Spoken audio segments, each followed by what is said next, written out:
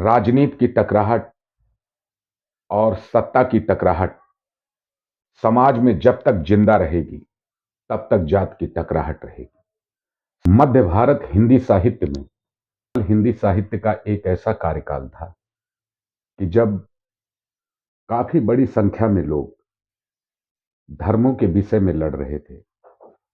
अपने अपने धर्मों के विषय को लेकर के काफी लंबी टकराहट थी। उस दरमियान संत बाबा तुलसीदास ने अपने विषय में एक बहुत बड़ा परिचय दिया था।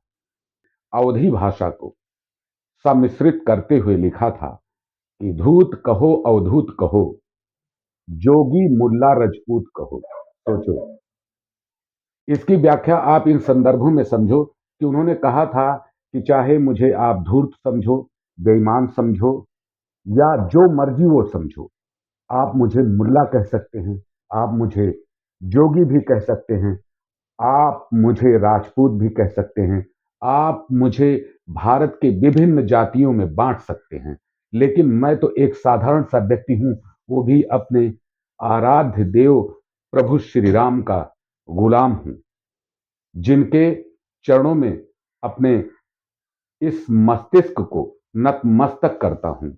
मैं वही संत तुलसीदास हूं जो मैं ये समाज को बताने की कोशिश कर रहा हूं कि आप जातियों के विषय में ना टकराओ, बल्कि खुद को पहचानने की